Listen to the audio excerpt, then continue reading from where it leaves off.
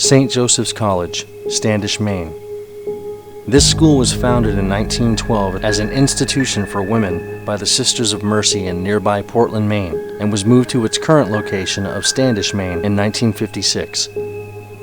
The campus chapel is said to be haunted by the spirit of a boy whose family once owned the land here. It is said he is buried at this very same chapel and is still heard laughing and playing on the grounds. Another reported apparition is the ghost of a little girl who drowned in the pond when playing too close to the water's edge.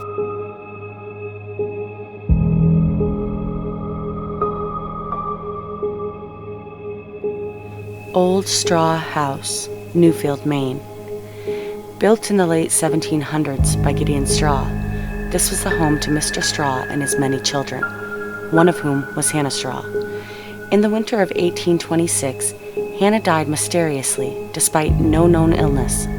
Due to the freezing temperatures, the ground was too solid to bury her, and the family decided it would be best to pull up the floorboards in the kitchen and place her body in the ground there. For years, the family would go about their daily activities with the body of Hannah just beneath their feet. The house has changed hands many times over the years, and former owners were never long to stay there. Reports have been made of footsteps, airy reflections of a woman's face in the kitchen windows, and even the full apparition of a young woman wandering the rooms and corridors of the house. Old Cottage, Lebanon, Maine. Located in the woods of Lebanon, Maine, sits an old cottage that was once used as a schoolhouse before it caught fire. Legend states that between the hours of midnight and 1 a.m., you can still hear the school children screaming. But the most frightening of sights happens occasionally under the full moon, where you can still see the ghostly forms running and playing in the fields surrounding the building.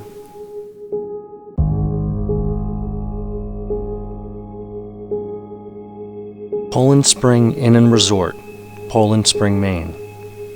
This beautiful 100-acre resort sees its fair share of visitors each year, but one such person refuses to leave, even after his death in 1893. Hiram Ricker was the son of the original owner of the property, and still makes his presence known to guests and employees of the resort. Witnesses have reported his ghostly footsteps wandering the lobby in the early morning, and have seen his apparition on the grounds outside, sitting in the cottage that bears his name, and even joining guests in the dining hall. People say that he manifests as a clear and solid spirit, and have even heard his voice through the empty rooms.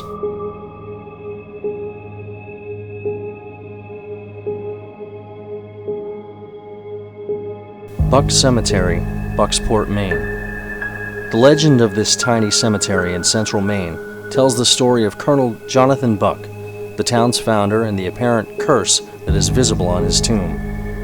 Ida Black was reportedly a jilted lover of Colonel Buck in the 1700s. She was also known as a witch, and was not a woman who was regarded highly in the community.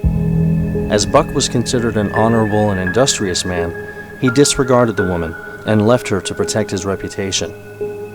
Enraged by the actions of the colonel, Ida vowed that she would one day dance on his grave and curse the man for his cruelty.